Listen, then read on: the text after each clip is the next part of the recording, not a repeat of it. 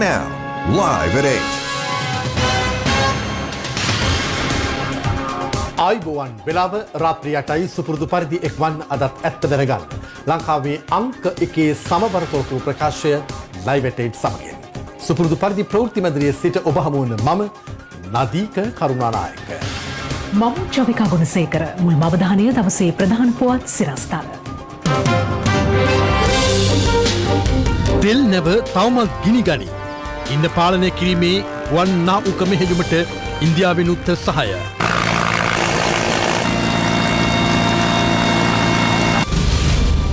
ගින්නෙන් උපන් අවදානම අපේ කලාපේ නෙමේ සමස්ත ලෝකයේම සිද්ධ විය හැකි පාරිසරික ව්‍යසනයක් බවට පත් වෙනවා. අපිට පුළුවන්කම ලැබෙනවා ආන්දුවන තෙල් ප්‍රමාණය ඒ ස්ථානෙටම කොටු කරලා හිර කරලා තිබෑ ගැනීමේ හැකියාව. දේශපාලන පලිගැනීම් සොයන කොමිසමට පැමිණි රනිල්ගෙන් පැය 5ක සාක්ෂියක්. පාර්ලිමේන්තු පැමිණීමට ඉල්ලා ප්‍රේමලාල් ජයසේකර අභ්‍යාචනාභීකරණයට යයි. තීන්දුව ලබන සඳුදා. වැටලිම් වලින් හෙළි වූ පවුල් පිටින් එක්ව කළ කුඩු ජාවාරම. පබික මාරුවේ අනතුර.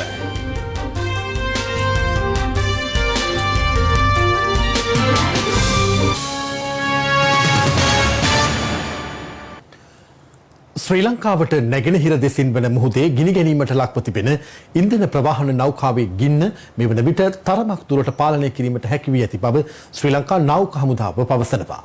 කෙසේ වෙතත් නැව අභ්‍යන්තරයේ තවදුරටත් ගින්න පැතිරෙමින් පවතින බවයි නෞක හමුදාව සඳහන් කළේ. පැනමා රාජ්‍යයට අයත් ඉන්ධන ප්‍රවාහනය කරන MT නිව් ඩයමන්ඩ් නෞකාවේ මෙම ගින්න හටගත්තේ කුවේට්ටේ සිට ඉන්දියාව දක්වා ඉන්ධන ප්‍රවාහනය කරමින් තිබෙන අතරතුරයි.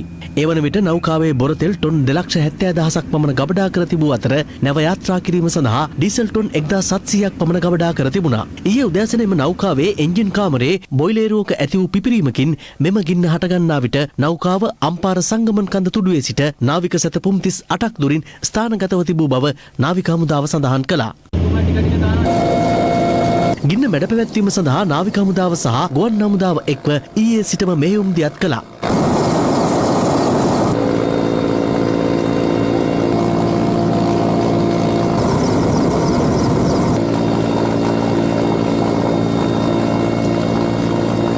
අනතුර සිදුවන අවස්ථාව වන විට නෞකාවේ 23 දෙනෙකුගෙනුත් කාර්ය මණ්ඩලයක් රැඳී සිට ඇති අතර ඔවුන්ගෙන් 19 දෙනෙකු නිරුපද්‍රිතව නාවික හමුදාව බාරයේ පසුවනවා. දරුණු තුවාල සහිත පුද්ගලයෙකු ප්‍රතිකාර සඳහා කල්මුනේ රෝහලට ඇතුළත් කිරීමට නාවික හමුදාව පියවර ගත්තා. නාවික හමුදාව සඳහන් කළේ ඔහුගේ තත්ත්වය යහපත් අතට හැරමින් පවතින බවයි. කෙසේ වෙතත් පිපිරීම හටගත් එන්ජින් කාමරයේ සිටි පුද්ගලයෙකු තවමත් අතුරුදන්ව සිටිනවා. ආරක්ෂකංශ විශ්වාස කරන්නේ පිලිපීන ජාතකයෙකු වන එම පුද්ගලයා ගින්නෙන් මිය යන්නට ඇති බවටයි.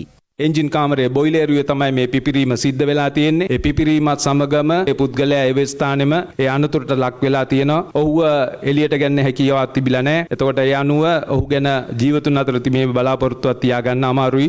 ගින්න හටගන්න අවස්ථාව වන විට නෞකාව ශ්‍රී ලංකාවට නැගෙනහිරින් මුහුදු සැතපුම් 38ක් දුරින් පිහිටා තිබුණා. ඒත් ගින්නත් සමග නෞකාවේ එන්ජිම අක්‍රිය වීම හේතුවෙන් මේ වන විට එම නෞකාව ශ්‍රී ලංකාවට මුහුදු සැතැප්ම 22ක් දක්වා ආසන්නයට පැමිණ තිබෙනවා. මේ අතර ඉන්දිය වෙරළාරක්ෂක අධිකාරිය සහ ඉන්දිය මාධ්‍ය වාර්තා කර තිබුණේ නැවෙහි යම් ඉරිතැලීමක් හටගෙන ඇති බවයි. ඒ හේතුවෙන් නැව දෙකඩවීමේ අවදානමක් පිළිබඳවද ඉන්දිය මාධ්‍ය වාර්තා කර තිබුණා. මේක වෙන්නේ අධික උෂ්ණත්වය නිසා.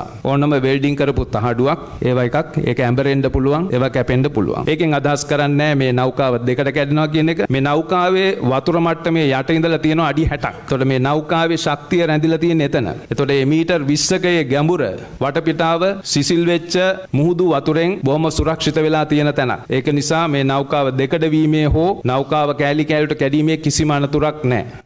ඉන්ධන ප්‍රවාහනය කරන නැවේ ඇති වූ ගින්න පාලනය සඳහා තවදුරටත් ශ්‍රී ලංකා නාවික හමුදාව, ශ්‍රී ලංකා ගුවන් හමුදාව, ශ්‍රී ලංකා වරාය අධිකාරිය සහ ඉන්දියානු නාවික හමුදාව මෙන්ම වෙරළ ආරක්ෂක බලකායද ඒකාබද්ධව මෙහෙයුම් දියත් කර තිබෙනවා. ගින්න මැඩ පැවැත්වීම සඳහා ඉන්දිය වෙරළ ආරක්ෂක දෙපාර්තමේන්තුවට අයත් නෞකාවක්ද එම ස්ථානයට ළඟා වී ඇති බව ආරක්ෂකාංශ සඳහන් කළා. එමෙන්ම ගිනි නිවීම සඳහා ලැබුණු රසායනික ද්‍රව්‍ය රැගත් සමුදුර, සමුද්‍ර ආරක්ෂා සහ සමාරක්ෂා යන නෞකා ත්‍රිකුණාමලය, හම්බන්තොට සහ කොළඹ වරාය වලින් පිටත්ව තිබෙනවා. මේ වන විට නාවික හමුදාවට අයත් නෞකා 3ක්, වේග ප්‍රහාරක යාත්‍රා 2ක්, ගුවන් හමුදාවේ MI-17 වර්ගයේ හෙලිකොප්ටර් යානයක් සහ ඉන්දියානු වෙරළාරක්ෂක දෙපාර්තමේන්තුවට අයත් නෞකා 2ක් මෙන්ම ඉන්දියානු නාවික හමුදාවට අයත් යුද නෞකාවක් ඇතුළු නෞකා සහ යානා කිහිපයක් ගිනිනිවීමේ මෙහෙයුම් සඳහා මේ වන විටත් යොදවා තිබෙනවා.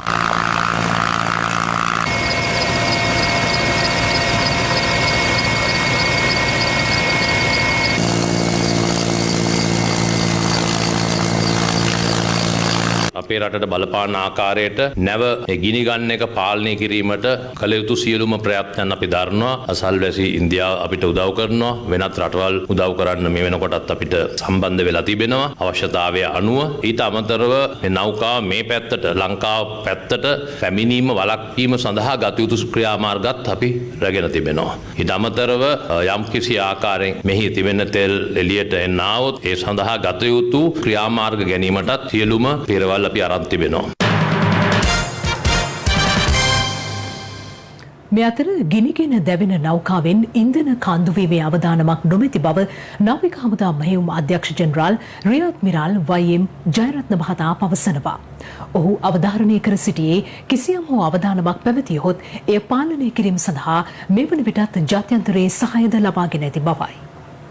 නෞකාවේ හටගත් ගින්න හේතුවෙන් සමුද්‍ර පරිසරයට එල්ල විය හැකි බලපෑම පාලනය කිරීම සඳහා මෙවන විට පියවර රැසක් ගෙන තිබෙනවා. නාවික හමුදා මෙහෙයුම් අධ්‍යක්ෂ ජෙනරාල් රියර් ඇඩ්මිරාල් YM ජයරත්න මහතා ප්‍රකාශ කළේ ඊට අදාළ උපකරණ සහ යාත්‍රා කිරින්ද හම්බන්තොට ඇතුළු ප්‍රදේශ රැසක මෙවන විටත් ස්ථානගත කර ඇති බවයි. දැනට තියෙන තත්ත්වය මට ඉතාමත්ම පැහැදිලිව කියන්න පුළුවන්. ලංකාවට තෙල් ගලායමක් මේ කිසිම අවදානමක් නැත. මම අවධාරණය කරනවා යම් කිසි හේකින් තෙල් කාන්දුවක් සිදු වුණොත් මෙම නෞකාවේ තියෙන සමස්ත බොර තෙල් ධාරිතාවය අපේ සමුද්‍ර කලාපයට මුදා හැරෙන්නට පුළුවන්. එය මං හිතන්නේ අපේ කලාපයේ නෙමේ සමස්ත ලෝකයේම සිද්ධ විය හැකි විශාල පාරිසරික ව්‍යසනයක් බවට පත් වෙනවා. ඉන්ධන කාන්දුවක් සමුද්‍ර පරිසරයට සිදුවහොත් මත්ස්‍ය සම්පතට සිදු විය හැකි බලපෑම පාලනය කිරීම සඳහා රට තුළ සම්පත් නොමැති බව සමුද්‍ර පරිසර අධිකාරිය සභාපතිනිය ප්‍රකාශ කළා. මේ සම්පත් වලින් අපිට පුළුවන්කමක් ලැබෙන්නේ නැහැ සමුද්‍රීය කලාපයේ සිටින ජීවීන් ආරක්ෂා කරන්න. ඒක නිසා තමයි අපි කියන්නේ මේක වෙන්න පුළුවන් ඉතාමත් දැවැන්ත බරපතල ව්‍යසනයක්. අපි මැප් කරලා තියෙනවා සංවේදී පරිසර කලාප. ඒ කලාපවත් අඩුම ගානේ බේර ගන්න මේ ඔයිල් බූම් වගේ දේවල් දාලා සහ අර්ත් බම්ස් දාලා වගේ ආරක්ෂා කරගන්න තමයි බලන්නේ. නාවික හමුදා මෙහෙයුම් අධ්‍යක්ෂ ජෙනරාල් රියර් ඇඩ්මිරාල් YM ජයරත්න මහතා ප්‍රකාශ කළේ සාගර පරිසරයට එල්ල විය හැකි බලපෑම මැඩ පැවැත්වීම සඳහා සියලු ක්‍රියාමාර්ග මේ වන විට ගෙන ඇති බවයි. තෙල් විසිරීමකදී තෙල් විසිරීම වැළැක්වීම, තෙල් එකතු කිරීම සහ තෙල් බැහැර කිරීමට අපිට අවශ්‍ය සම්පත් තියෙන ආයතන කිහිපයක් තිබෙනවා. මේවත් අපි තානගත කරලා තියෙනවා. අපිට පුළුවන්කම ලැබෙනවා මේ නෞකාව වටේටම මේ බූම් කියලා දෙයක් තියෙනවා. ඒ බූම් එක දාලා ඒ නෞකාවෙන් ඒ කාන්දු වන තෙල් ප්‍රමාණය ඒ ස්ථානයටම කොටු කරලා හිර කරලා තිබෑ ගැනීමේ හැකියාව. දැන්ටමත් ඒ ස්ථානගත කරලා තියෙනවා. ඊටාත්ම කෙටි කාලයක් තුල මේක අපිට කිරීමේ හැකියාව තියෙනවා. එතකොට ඒ සේරම උනාට පස්සේ මේකේ 100%ක්ම එකතු වෙන්නේ. ඊට පස්සේ කරන ක්‍රමවේදයක් තමයි මේකට කෙමිකල් එකක් දාලා ඒක විනාශ කරලා දානවා. එතකොට ඒකට අවශ්‍ය වෙන ගුවන් යානයක්, ඒකටම සකසුණු ගුවන් යානයක් අපි මත්තලට බලාපොරොත්තු වෙනවා. ඒක ඉන්දීය වෙරළාරක්ෂක හමුදාවේ ඒ සඳහා නිර්මාණය වෙච්ච ගුවන් යානයක්. මේ අතර අනතුරටපත් ඉන්ධන නෞකාවෙන් සමුද්‍රීය පරිසරයට සිදුවිය හැකි හානිය වළක්වා ගැනීමට අවශ්‍ය සියලු ක්‍රියාමාර්ග ගන්නා ලෙසට අග්‍රාමාත්‍ය මහින්ද රාජපක්ෂ මහතා අදාළ බලධාරීන්ට උපදෙස් ලබා දී තිබෙනවා. නිවේදනයක් නිකුත් කරමින් අග්‍රාමාත්‍යවරයා පෙන්වා දෙන්නේ නාගරික සංවර්ධන හා නිවාස අමාත්‍යාංශයේ පවතින සමුද්‍රීය පරිසර ආරක්ෂණ අධිකාරියට ඒ සම්බන්ධයෙන් වන සියලු මැදිහත් වීම් සිදු කරන ලෙසටද උපදෙස් ලබා දී ඇති බවයි. සමුද්‍රීය පරිසරයට සිදුවන හානිය පාලනය කිරීම සඳහා දෙපාර්තමේන්තු සහ සංස්ථා ඇතුළු ආයතන 15ක් ඒකාබද්ධ වී මේ වන විටත් මෙහෙයුම් ආරම්භ කර ඇති බව අග්‍රාමාත්‍ය කාර්යාලය නිකුත් කර ඇති නිවේදනයේ සඳහන්. අපේ මුහුදු තීරයට මේ එක්වීම වැළැක්වීම සඳහා අවශ්‍ය පියවර ගනිමින් යනවා. ඒ සඳහා සෑම අංශයකින්ම ක්‍රියාකාරීව මේ සඳහා මැදිහත් වෙනවා. මේ සාමූහික මෙහෙයුමක් විදියට ක්‍රියාත්මක කළා තමයි ඒකේ ප්‍රතිඵල ලබා ගන්න පුළුවන් වෙන්නේ කියන විශ්වාසය අපිට තියෙනවා. මේ අතර යම් හේයකින් නෞකාව තුළ තිබෙන බොරතෙල් කාන්දුවීමක් සිදුවහොත් ඉන් පරිසරයට සිදුවන හානිය පාලනය කර ගැනීම සඳහා ගත හැකි සියලු පියවර ගෙන ඇති බව සමුද්‍රීය පරිසර ආරක්ෂණ අධිකාරියේ සාමාන්‍ය අධිකාරී ආචාර්ය ටර්නි ප්‍රදීප් කුමාර මහතා පවසනවා. ස්වර්ණවාහිනිය සමග විශේෂ කතාබහකට එක්වෙමින් ඒ මහතා මේ බව කියා සිටියා. මේ අර්බුදයට මුහුණ දී තිබෙන මේ නෞකාවේ ડોක්ටර් මම කැමතියි දැනගන්න ඇත්තටම මේ ගින්න මුලින්ම ඇති උනේ නැවේ කොයි හරියද? අතට මුලින්ම ගින්න ඇතුනේ මේ එන්ජින් කාමරය ආසන්නව. ඒතකොට මේ ප්‍රදේශයේ තියෙන මේ පහළ කොටස තමයි එන්ජින් ඔක්කොම තියෙන්නේ. මෙතන තමයි මුලින්ම පොඩි පිපිරීමක් සමගම ගින්න ඇති වුනේ. ඉන් අනතුරුව කුමක්ද වෙලා තියෙන්නේ මේ ගින්න හටගත්තට පස්සේ? ගින්න හටගත්ත වහම මම නවී කප්තාන්වරයෙක් කරපු මුල්ම දේ තමයි මේ එන්ජින් කාමරේ සම්පූර්ණ මුද්‍රා තැවීමක් කරලා තියෙනවා. මේ ඉදිරිපස කොටසේ තමයි මේ ගින්න හටගන්නේ. මේ අපි දකින්න කොටසේ මේ මොනවද තියෙන්නේ? අතන මේ තියෙන නැවේ පසුපස කොටස. අර තමයි නැවේ ඉදිරිපස කොටස. අර ඔක්කොම තියෙන්නේ නැවේ තියෙන තෙල් ටැංකිය. තෙල් ටැංකිය එක ටැංකියක් නෙමෙයි තෙල් ටැංකි 17කට මේ නැවේ තෙල් ටැංකි සම්පූර්ණ බෙදලා තියෙනවා. ඒ තෙල් ටැංකි ඔක්කොම නැවේ ඉදිරිපස තියෙන්නේ. පසුපස තමයි එන්ජින් කාමර සහ සම්පූර්ණ නැවේ සොක්කාරම ඔක්කොම තියෙන්නේ මේ පිටුපස කොටසේ. දැන් මේ කොටසේ ගින්නක් ඇති වෙනවා. ඊට පස්සේ මෙහි තෙල් ටැංකි තියෙනවා. මේ ගින්න ડોක්ටර් ඇයි ව්‍යාප්ත නොවෙන්නේ? අතන ව්‍යාප්ත නොවෙන ප්‍රධාන හේතුවක් තමයි මේ තෙල් ටැංකි සහ නැවේ එන්ජින් කාමරය අතර ලොකු හිඩසක් තියෙනවා. මේක ආරක්ෂක උපක්‍රමයක්. ඒතර මේ හිඩස තිබීම හරහා මේ එන්ජින් කාමරයේ මොන ගින්නක් හෝ මොන උෂ්ණත්ව වැඩිවක් ඇති වුණත් ඒකේ බලපෑමක් කිසිම වෙලාවක මේ තෙල් වලට බලපෑමක් ඇති වෙන්නේ නැහැ. right ડોක්ටර් ඒ වගේම අපි කැමති දැනගන්න කොහොමුණත් ආපදාවකට ලක් වෙලා තියෙන දැවැන්ත විනාශයක් සමහරක් විට වෙන්න පුළුවන්. එහෙම වුණොත් වෙන්න පුළුවන් ලොකු විනාශයක් කුමක්ද? අතරම අපි ශ්‍රී ලංකාවේ වශයෙන් අපි නිතරම කියන්නේ මෙහෙම ආපදාවක් වෙන්න එපා කියලා. නමුත් තෙල් විසිරීමක් වුණොතින් යම් කිසි අවස්ථාවක මේ නැවේ තෙල් ටික නැගෙනහිර වෙරළේ සම්පූර්ණ වෙරළ කලාපයට ළඟා වෙන්න පුළුවන්. පාසී කුඩා කල කුඩා ඒ වගේම අරුගම්බේ කියන ප්‍රදේශයට මේ තෙල් ඇඹිලා විශාල විනාශයක් වෙන්න පුළුවන්. ඒ වගේම සංගමන් කන්ද ප්‍රදේශයටත් එන්න පුළුවන්. ඒ වගේම මහරාවණ කුඩා රාවණ කොටු වලටත් එන්න පුළුවන්. ඒ වගේ හානි වෙන්න පුළුවන්. ඒ වගේම මේ තෙල් මුහුදු පතුල වල ගමන් කරලා කොරල් පල වගේ විනාශ වෙන්න පුළුවන්. ඩෝල්ෆින් තල්මසුන් වගේ සත්තු විනාශ වෙන්න පුළුවන්. ඒ වගේ හානියක් බල කරන්න පුළුවන්. ඊට අමතරව ජන ජීවිතේ හානි වෙන්න පුළුවන්. දීර්ඝ කර්මාන්තයට සංචාර කර්මාන්තයට වගේ මේ ප්‍රදේශයේ දියුණු සීලුම් දිනාම මුහුද භාවිත කරන දේවල් සීලුම් දෙම නවත්තන සිදුවේ යම් කිසි කාලයකට. නමුත් ඊටත් පස්සේ මේ වුණ හානිය යථාර්ථයටපත් වෙන අවුරුදු 10ක් 15ක ඊටත් වැඩි කලක් ගත වෙයි. අන්න ඒක තමයි අපිට තියෙන භයානකම දේ. අවසන් වශයෙන් කෙටියෙන් කියන්න මේ වෙරළ ආසන්නයේ වෙසෙන ජනතාව මේ හේතුවෙන් යම් බියකට පත්ව සිටිනවා. යම් මේකින් මේ තෙල් පැමිණියොත් කියලා. අපිට කියන්න මේ தත්ත්වය මේ වෙනකොට යම් තාක් දුරකට හෝ පාලනය වීද තියෙන්නේ. බය වෙන්න ඕනේද? අතන මේ අවශ්‍ය බය වෙන අවශ්‍ය නැහැ. අපි යම් කිසි දුරකට පාලනය කරලා තියෙන්නේ. ඒ වගේම යම් කිසි අවස්ථාවක තියෙන විසිරීමක් වුණොත් ඒ අවශ්‍ය එතෙන්දී අපි ක්‍රියා කරන ඕන හැම දෙයක් ගැනම අපි අවශ්‍ය පෙර දැනුම් දීප්ස් කරනවා. ඒ නිසා ඒ දක්වා නිහඬව බලා සිටිමු. අපි හැම දෙයක්ම හොඳින් වෙයි කියලා ප්‍රාර්ථනා කරනවා. මම හිතනවා අවශ්‍ය වෙලාවදී අපි උපදෙස් ලබා දෙනකන් මේ වෙදි කලබල කිසිම අවස්ථාවක කලබල වෙති නැහැ කියලා තමයි මම විශ්වාස කරන්නේ. තමාට පාර්ලිමේන්තු රැස්වීමට සහභාගී වීමට අවසර ලබා දෙන ලෙස ඉල්ලමින් ප්‍රේමලාල් ජයසේකර මහතා අභියාචනාධිකරණයට අද රිට් පෙත්සමක් ගොනු කළා. පෙත්සම සලකා බැලූ අභියාචනාධිකරණය අද තීරණය කළේ ඒ සඳහා අවසර ලබා දෙන ලෙස බන්ධනාගාර කොමසාරිස් ජෙනරාල්වරයා වෙත නියෝගයක් නිකුත් කරන්නේද නැද්ද යන තීරණය ලබන සඳුදා ප්‍රකාශයට පත් කරන බවයි. පසුගිය පාර්ලිමේන්තු මහමැතිවරණයට ශ්‍රී ලංකා පොදුජන පෙරමුණෙන් තරඟ වැදුණු හිටපු අමාත්‍ය ප්‍රේමලාල් ජයසේකර මහතාට මැතිවරණ ප්‍රතිඵල නිකුත් වීමට පෙර මරණ දඬුවම නියම වුණා. ඒ 2015 වසරේදී කහවත්ත ප්‍රදේශයේ සිදු වූ මිනිමෙරුම් සිද්ධියකට වරදකරු වීම හේතුවෙන් මරණ දඬුවම නියම වීමත් සමග ප්‍රේමලාල් ජයසේකර මහතා වැලිකඩ බන්ධනාගාරයට රැගෙන ගිය අතර ඔහුට මන්ත්‍රීවරයෙකු ලෙස දිවුරුම් දීමට අවස්ථාව හිමි වුණේ නැහැ. මේ අතරතුර පාර්ලිමේන්තුවේ ආණ්ඩුපක්ෂ මන්ත්‍රීවරුන් කිහිප දෙනෙකුම කතානායකවරයාට දැනුම් දුන්නේ ප්‍රේමලාල් ජයසේකර මහතාට පාර්ලිමේන්තුවට පැමිණීමට අවසර දෙන ලෙසයි. ඒ අනුව ප්‍රේමලාල් ජයසේකර මහතා ලබන 8 වෙනිදා පාර්ලිමේන්තුවට රැගෙන එන ලෙස කතානායකවරයා බන්ධනාගාර අධිකාරීවරයාට දැනුම් දී තිබෙනවා. මේ අතරතුර නීතිපතිවරයා ඉකුත්දා ප්‍රකාශ කළේ මරණ දඬුවමට ලක්ව සිටින ප්‍රේමලාල් ජයසේකර මහතා පාර්ලිමේන්තුව නියෝජනය කිරීමට සුදුස්සෙකු නොවන බවයි.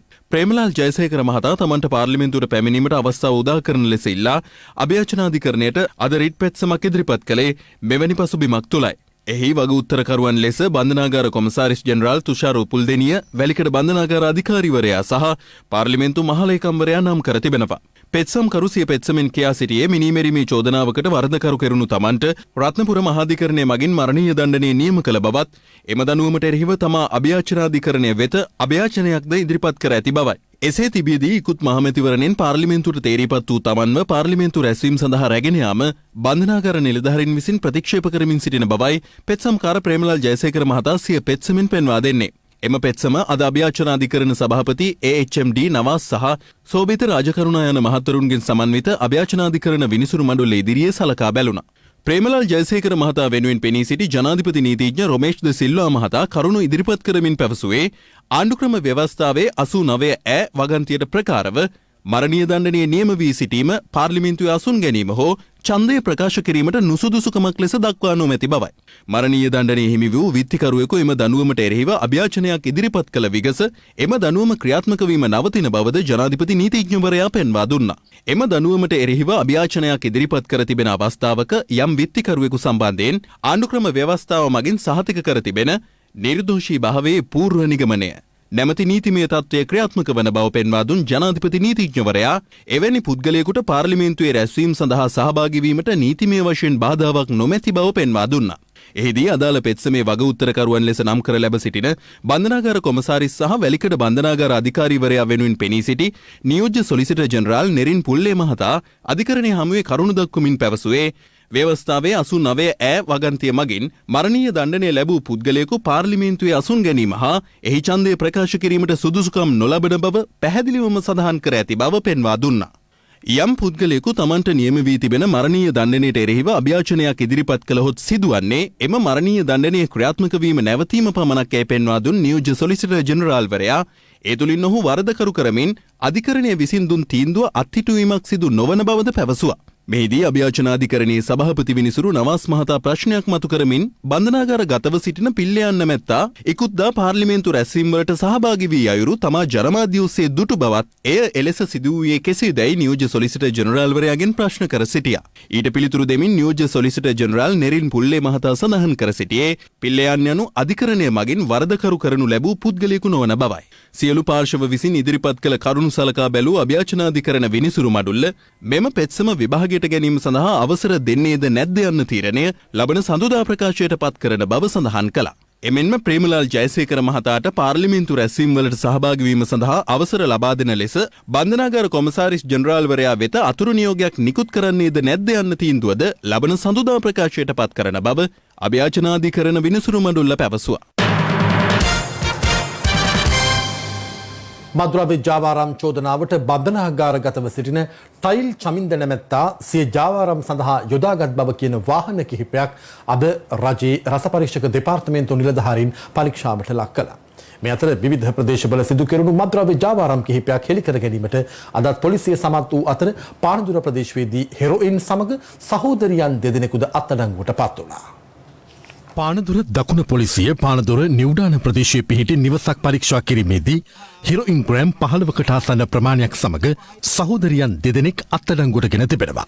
40 වන විය සහ 55 වන විය පසුවන ඔවුන් දෙදෙනා මොරටුව මොරවත්ත ප්‍රදේශයේ පදිංචිකාරියන් බවටයි අනාවරණ වී ඇත්තේ.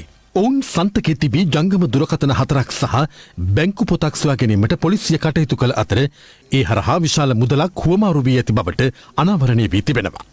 මේ අතර පිළියන්දල පොලිසිය මාකම්බැල විජිතපුර ප්‍රදේශයේ නිවසක මද්‍රව්‍ය ජාවාරමක් සිදුවන බවට ලැබුණු තොරතුරකට අනුව එම නිවස පරීක්ෂා කිරීමේදී මද්‍රව්‍ය ග්‍රෑම් 5ක් සහ අත්පිලංගු යුගල 2ක් සොයා ගැනීමට හැකි වුණා.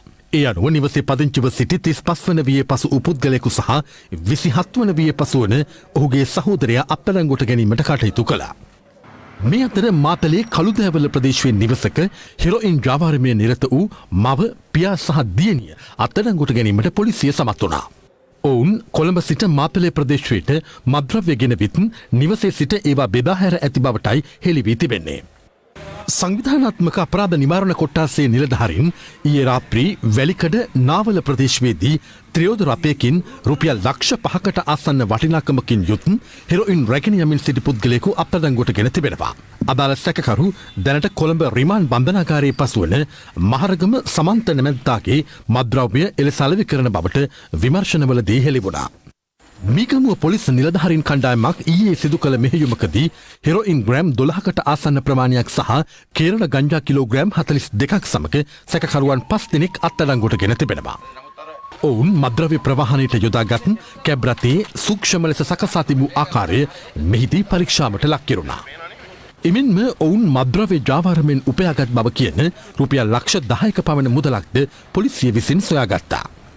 මේ අතර පයාගල ගොඩැල්ලවත්ත ප්‍රදේශයේ කුලියට ගත් නිවසක හෙරොයින් පැකට් කිරීමට සූදානම් වෙමින් සිටි පුද්ගලයන් 3 දෙනෙක් සහ කාන්තාවක් අත්අඩංගුවට ගැනීමට පයාගල පොලිසිය සමත් වුණා. මෙහි ප්‍රධාන සැකකරු මනුෂ්‍ය ඝාතන චෝදනා ලබා සිටින අයෙක් වන අතර අත්අඩංගුවට ගත් කාන්තාව ඔහුගේ අනියම් බිරිඳ බවයි පොලිසිය පවසන්නේ.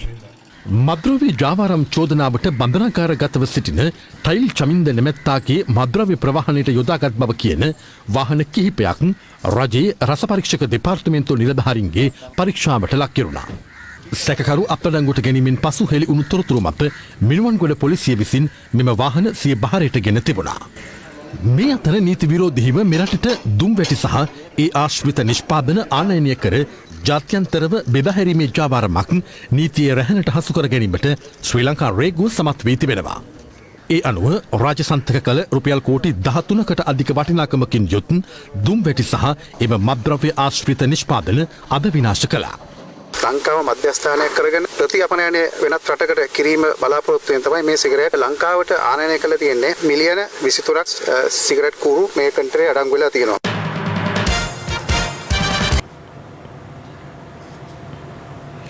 ඔබ නැවතත් ලයිව් එට් සමගයි. ඔව්.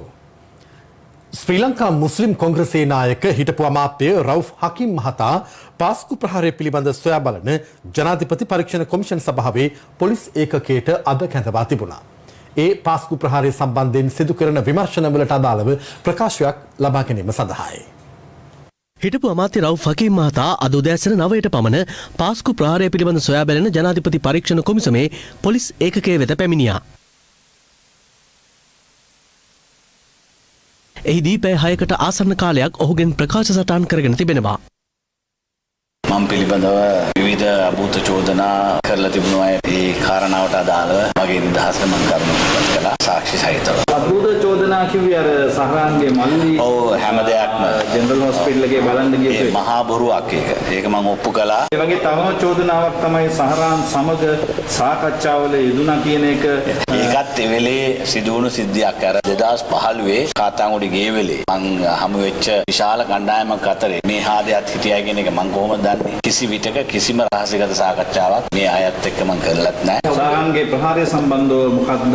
සහරාන්ගේ ප්‍රහාරයත් අපිට වළක්ව ගන්න පුළුවන්කමක් තිබුණා. බුද්ධි අංශය කල්ැතුව විශ්වාසනීය මුස්ලිම් නායකයෝට මේ කරුණු ආදා දීලා මෙවැනි ත්‍රස්තවාදී කණ්ඩායමක් කටයුතු කරනවා කියලා අපිව දැනුවත් කළා නම් නමුත් අපිත් දැනුවත් උනේ සිද්ධිය වුණාට පස්සේ. අමාත්‍ය කෙහෙලි රමුක්කෙල්ල මහතා ලබන 7 වෙනිදාත් රාජ්‍ය අමාත්‍ය දිලුම් අමුණුගම මහතා ලබන 8 වෙනිදාත් ජනාධිපති පරීක්ෂණ කොමිසමේ පොලිස් ඒකකයට කැඳවා තිබෙනවා. පසුගිය 31 වෙනිදා හිටපු අග්‍රාමාත්‍ය රනිල් වික්‍රමසිංහ මහතාද පාස්කු ප්‍රහාරය පිළිබඳ සොයන ජනාධිපති පරීක්ෂණ කොමිසමේ පොලිස් ඒකකයේ හමුවේ පෙනී සිටියා. එමෙන්ම පසුගිය අගෝස්තු 26 වෙනිදා හිටපු ජනාධිපති මෛත්‍රීපාල සිරිසේන මහතාගේ මලලසේකර මාවතේ පිහිටි නිල නිවසට පැමිණි ජනාධිපති පරීක්ෂණ කොමිසමේ පොලිස් ඒකකයේ නිලධාරීන් පැය 10කට ආසන්න කාලයක් මෛත්‍රීපාල සිරිසේන මහතාගෙන්ද ප්‍රකාශ සටහන් කරගැනුණා. තමාගේ ජේෂ්ඨයෙකු වන හිටපු ජනාධිපති මෛත්‍රීපාල සිරිසේන මහතා සමග එක්ව ජනතාවට සේවය කිරීමට කැපවන බව රාජ්‍ය අමාත්‍ය රොෂාන් රණසිංහ මහතා අද පොළොන්නරුවේදී ප්‍රකාශ කළා. රාජ්‍ය අමාත්‍යවරයා මේ ප්‍රකාශය සිදු කළේ හිටපු ජනාධිපති මෛත්‍රීපාල සිරිසේන මහතාද සහභාගී වූ වැඩසටහනකට එක්වෙමින්. පසුගිය පාර්ලිමේන්තු මැතිවරණයේදී පක්ෂ විපක්ෂ දේශපාලකින් අතර හටගත් ගැටුම්වලට අමතරව ආණ්ඩු පක්ෂයේම දේශපාලකින් අතර ගැටුම් දක්නට ලැබුණා. ඒ අතර ශ්‍රී ලංකා පොදුජන පෙරමුණෙන් පොළොන්නරුව දිස්ත්‍රික්කය නියෝජනය කරමින් තරඟ වැදුණු හිටපු ජනාධිපති මෛත්‍රීපාල සිරිසේන සහ රොෂාන් රණසිංහ යන මහතුරුන් වෙත බොහෝ දෙනාගේ අවධානය යොමු වුණා. එකට ආපකාල පැනනවා. එතකොට ශ්‍රී ලංකායක විනාශ කරලා එතුමා පයින්නවා එක්සත් ජාතික පක්ෂ. අර සුදු මාත්‍යා දැන් අර ලුක් එක්කලාමට බැන බැනන්නේ හැමතැනම පොළොන්නරුවේ ජාතික පාසල් එකයි කිව්වා තියෙන්නේ. මගේ අම්මේ මීයකා රෑ වැටුණු වලේ දවල් වැටෙන්න බෑ. පියකාවා උකුස්ස කුමන්ත්‍රණය කියන එක ආවට ගියාට කරපු ප්‍රකාශ නෙමෙයි වේ. කවුද මේ මූසිල කියන්නේ? මූසිලේ ආගියදක් නෑ පැනලා ගිහිල්ලා. මොනවටද පැනලා? මැතිවරණ සමයේ කොතෙකුත් ගැටුම් තිබුණද ජයග්‍රහණයෙන් පසුව එක්ව කටයුතු කළ යුතු බව රොෂාන් රණසිංහ මහතා ප්‍රකාශ කළ අතර ව්‍යාපාරික ඩඩ්ලි සිරිසේන මහතා විසින් පොළොන්නරුව ප්‍රදේශයේ වැඩිහිටියන් වෙනුවෙන් ඉදිකළ වැඩිහිටි නේවාසිකාගාරයක් විවෘත කිරීමේ උත්සවයට හිටපු ජනාධිපති මෛත්‍රීපාල සිරිසේන සහ රොෂාන් රණසිංහ යන මහත්වරුන් මෙලෙස එක් වුණා.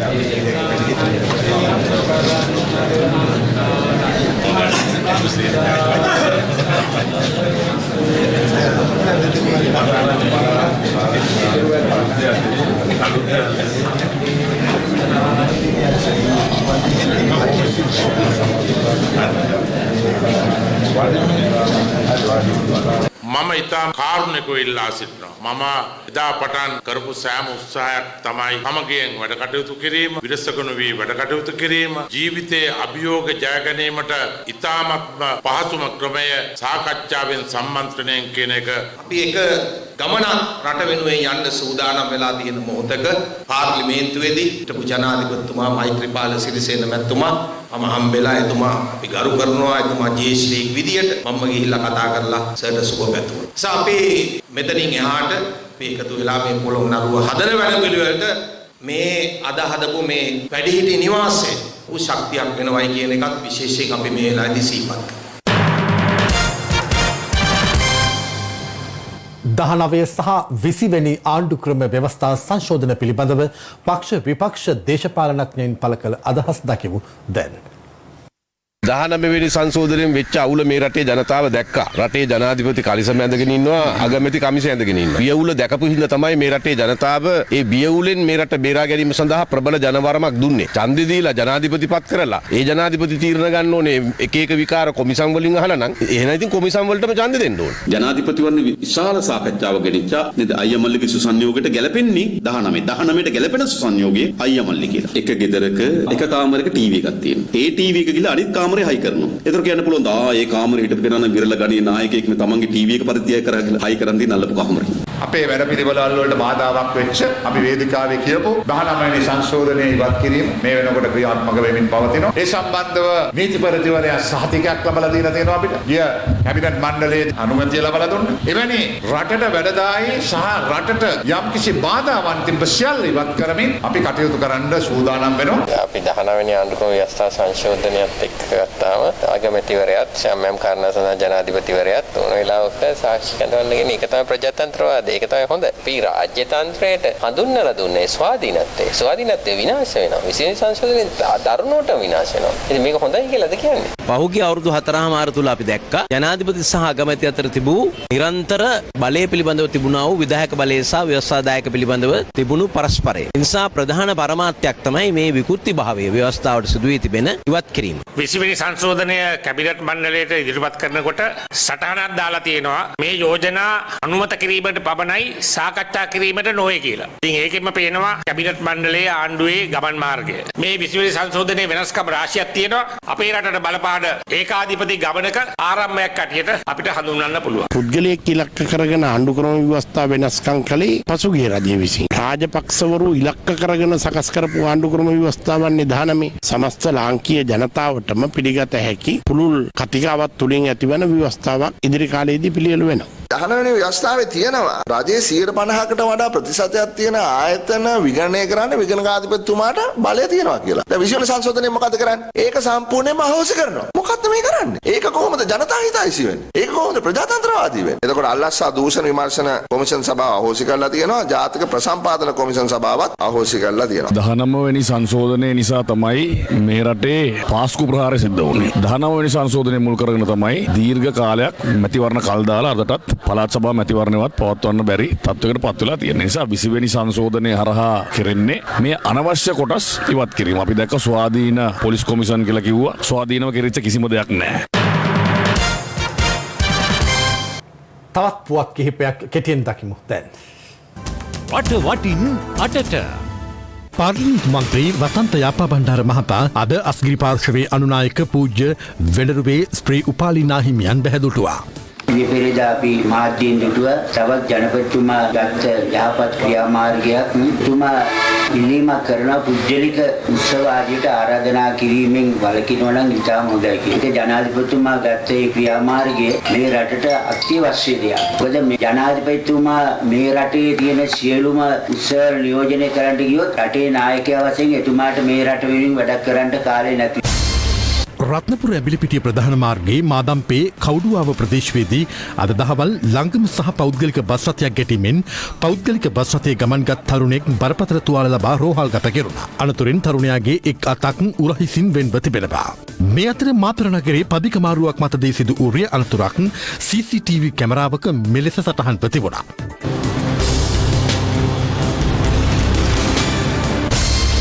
රුපියල් 60,000ක අල්ලසක් ලබා ගැනීමේදී අත්අඩංගුවට ගත් පාර්ලිමේන්තු භෝජනාගාරයේ සැපයුම් අංශයට අනුයුක්ත භාණ්ඩ බහර ගැනීමේ නිලධාරියා අද අභිකරණයට ඉදිරිපත් කෙරුණා. එහිදී ඔහු ලබන 17 වෙනිදා දක්වා රක්ෂිත බන්ධනාගාරගත කරන ලෙස කොළඹ ප්‍රධාන මහේස්ත්‍රාත් ලංකා ජයරත්න මෙනවිය නියෝග කළා. පසුගිය සැප්තැම්බර් 2 වෙනිදා රැකියා ලබා දුන් උපාධිධාරීන් 51,000කට රජය මගින් ලබා දීමට යන නායකත්ව හා කළමනාකරණ පුහුණුවට තමන් විරුද්ධ බව රැකියා විරහිත උපාධිධාරීන්ගේ සංගමය පවසනවා. ඔවුන් පවසන්නේ පරිපාලන ආයතන තිබියදීත් හමුදා කඳ උරුවල පුහුණුව ලබා දීමට ගෙන ඇති තීරණයට තමා විරෝධතාවය පළ කරන බවයි. කොරෝනා වසංගතයෙන් පසු වැසුණු පාසල් පද්ධතිය යළි සුපුරුදු පරිදි ආරම්භ වී ඇති මොහොතක දරුවන්ගේ ආරක්ෂාව පිළිබඳ අන් කවරදාකටත් වඩා වැඩි අවධානයක් යොමු කිරීමට සිදුව තිබෙනවා. ඒ වගකීමට උරදෙමින් ස්වර්ණවාහිනිය ඩෙටෝල් සමග අත්වැල් බැඳ ගනිමින් දෑත් සේදීමේ උපකරණ ලබා දෙන්නට ස්වර්ණ සත්කාරය රැගෙන ගියේ කොළඹ ශාන්ත ජෝසප් බාලිකා විදුහල වෙතයි. අපගේ පාසැල් දුවාදරුවන් වෙනුවෙන් ස්වර්ණවාහිනිය හා ඩෙටොල් ආයතන ඒකාබද්ධව මේ කරන ලද ස්වර්ණ සත්කාරය ඉතාම ඉහළින් අපේ අගය කරනු. පසුගිය 29 වනදා අභිකරණයට ඉදිරිපත් කර රක්ෂිත බන්ධනාගාරගත කළ ආනවිරුන්දාව රැම්සා අභයභූමිය තුළ ඉස්සන් පොකුණක් ඉදිකිරීම සඳහා භූමිය සකස් කළ බව කියන ව්‍යාපාරිකයා සහ බැකෝ යන්ත්‍ර ක්‍රියාකරුවා ලබන 18 වෙනිදා දක්වා තවදුරටත් රක්ෂිත බන්ධනාගාරගත කරන ලෙස හලාවත ප්‍රධාන මහේස්ත්‍රාත් මංජුල රත්නායක මහතා අද නියෝග කළා. දැන් ක්‍රීඩා පුවත්. කෙලිවිවෙන් අතට දැනට පවතින ක්‍රීඩා පනත සංශෝධනය කිරීමට සහ නව පනතක් ගෙනීම පිළිබඳව ක්‍රීඩා අමාත්‍ය නාමල් රාජපක්ෂ මහතා සහ අධිකරණ අමාත්‍ය අලි සබ්රි මහතා අතර සාකච්ඡාවක් ඊයේ පැවැත්වුණා. මෙම සාකච්ඡාවට අධිකරණ අමාත්‍යාංශයේ ලේකම්වරයා ඇතුළු නිලධාරීන්, ක්‍රීඩා අමාත්‍යාංශයේ නිලධාරීන් ඇතුළු කණ්ඩායමක් මෙන්ම ජාතික ක්‍රීඩා සභාවේ සමාජික කුමා සංඝකාර ඇතුළු නිලධාරීන් පිරිසක් එක්ව සිටියා. ඒ අනුව මාස 6ක් ඇතුළත අදාළ සංශෝධන සිදු කළ යුතු බවත් පළමු මාසය තුළ ක්‍රීඩා අමාත්‍යාංශ නිලධාරීන් විසින් ඊට අදාළ සංකල්ප පත්‍රිකාව සකස් කළ යුතු බවත් එහිදී තීරණය වුණා. අදාළ සංකල්ප පත්‍රිකාව මත ඉදිරි සංශෝධන අමාත්‍යාංශ දෙකේම නිලධාරීන්ගෙන් සමන්විත කමිටුවක් මගින් මාස 2ක් ඇතුළත වාර්තාවක් සකසන ලෙස තීරණය වුණා. මේ වාර්තාවට අනුව කැටුම්පතක් සකස් කළ යුතු බවත් ඒ පිළිබඳව නැවත සාකච්ඡා කර අමාත්‍ය මණ්ඩල පත්‍රිකාවක් මගින් අමාත්‍ය මණ්ඩලයේ අනුමැතියට යොමු කළ යුතු බවටද සාකච්ඡා වී තිබෙනවා. ලයිව් එකත් තුලින් අදට සමුගන්නවා. මම නදීක කරුණානායක. මම චවිකා ගුණසේකර. යලි හමු වෙමු රාත්‍රී 10ට. සුබ රාත්‍රියක්. සුබ රාත්‍රියක්.